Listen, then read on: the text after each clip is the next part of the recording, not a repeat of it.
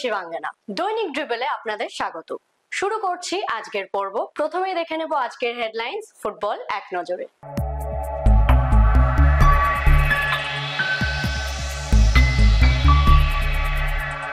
জিতেই চলেছে ইউনাইটেড কলকাতা, জিতল Sreebhumi FC, Peerless ও ভবানীপুরের match draw. চলে আসি বিস্তারিত খবরে। জিতেই চলেছে ইউনাইটেড কলকাতা স্পোর্টস ক্লাব। মঙ্গলবার নৈহাটি স্টেডিয়ামে তারা ৩-০ গোলে হারালো এরিয়ান ক্লাবকে। ইউনাইটেডের হয়ে পেনাল্টি থেকে প্রথম গোল করেন জিতেন মুর্মু, জোড়া গোল এন্নাওরেমের। মুহূর্তটাই ম্যাচের ডিফারেন্স করে দেয়, পার্থক্য করে দেয় এবং জিতেন মুর্মু পেনাল্টি স্পট থেকে গোলরক্ষক সংগ্রামজিৎকে বাড়িয়ে দিয়েছিলেন। জেকবের গোলটা কাউন্ট হয়নি কারণ অফসাইডের পতাকা উঠে গিয়েছিল। জিতল শ্রীভূমি এফসি। আজ উলুবেড়িয়া স্টেডিয়ামে তারা ক্যালকাটা পুলিশ ক্লাবকে ৩-১ গোলে হারালো। শ্রীভূমির হয়ে গোল করেন পীযূষ শিকারওয়ার, রবি দাস ও আজহারউদ্দিন মল্লিক। ক্যালকাটা পুলিশের একমাত্র গোলটি করেন রাহুল নস্কর। আমি সায়ন্তন মণ্ডল। আজকের ম্যাচের ধারাভাষ্যকার। ম্যাচের শুরুতেই কিন্তু রাহুল সঠিক সময় বাধা দিলেন ওখানে, মানে ফের একবার পীযূষ কিন্তু ওখান থেকে গোল করে দিয়ে কিন্তু ফলাফল করলেন পীযূষ। দেখছেন কি ভাই, পীযূষ ম্যাচের বাধা দিলেন কিন্তু ওখানে বিল্লু তেলি। ফের একবার গতি বাড়িয়ে সৌরভ দাস, ফাঁসানো বল, ওখানে হেড হয়েছে এবং গোল করলেন কিন্তু দেখছেন সৌরভ দাসের শট কিন্তু হেড করে রবি দাস।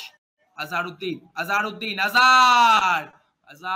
অভিজ্ঞ আজহারউদ্দিন দীর্ঘদিন কলকাতা ময়দানে খেলছেন, মোহনবাগান, ইস্ট বেঙ্গল। চলে আসি পরের খবরে।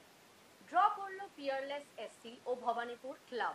উলুবেড়িয়া স্টেডিয়ামে দুই দল গোল শূন্যভাবে শেষ করে এবং প্রচুর সুযোগও তৈরি করতে থাকে। একটি দারুণ ফরওয়ার্ড বল বাড়ায় ক্রেগ করেছিলেন। অপর প্রান্তে পিয়ারলেসের কাছে আরেকটি সুযোগ চলে আসে, একটি ভালো ফ্রি কিক ভাসান, গোলের মুখ খুলতে পারেনি। দ্বিতীয়ার্ধে ভবানীপুর কিন্তু বেশ নেড়ে চড়ে ওঠে এবং শুরু থেকেই আক্রমণের বন্যা বইয়ে দেয়। তবে ফাউলের কবলে পড়েন, রেফারি জানিয়ে দেন আরেকটি ফ্রি কিক সামাদ আলী মাল্লিক ভাসিয়েছিলেন এবং একটি সুন্দর হেডার। আজ কলকাতা ফুটবল লিগের একাধিক ডিভিশনের খেলা ছিল। এক নজরে দেখে নি সেই সব ম্যাচের ফলাফল। প্রথম ডিভিশনে বিএনআর রিক্রিয়েশন ক্লাব 2-0 গোলে অনুশীলনীকে হারায়। দ্বিতীয় ডিভিশনে নর্থ এন্টালি ইউটিএস ও ক্যালকাটা ফুটবল ক্লাবের খেলাটি গোল শূন্য ড্র হয়।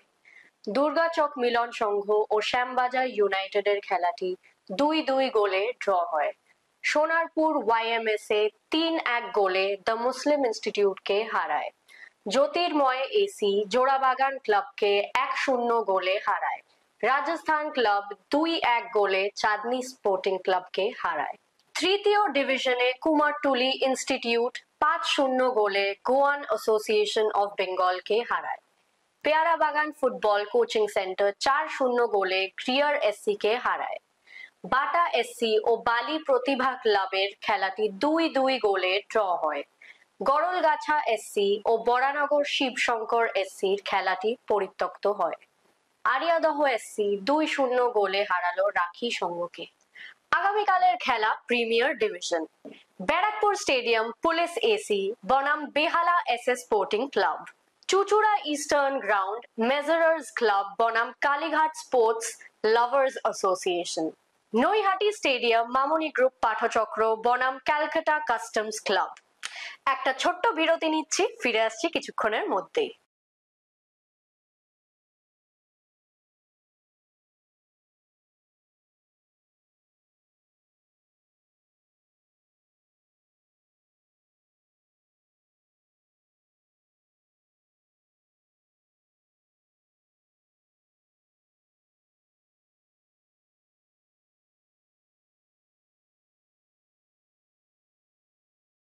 ফিরে এলাম সঙ্গে নিয়ে ফুটবল কুইজ মগজাস্ত্র। প্রথমেই দেখে নি গতকালের প্রশ্নের সঠিক উত্তর।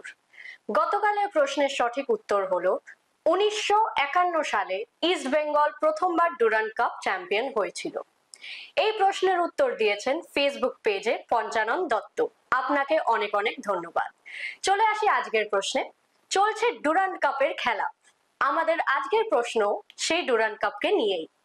আপনারা কি বলতে পারবেন ভারতের কোন শহরে প্রথম ডুরান্ড কাপ অনুষ্ঠিত হয়েছিল? যদি পারেন তাহলে লিখে ফেলুন কমেন্ট বক্সে।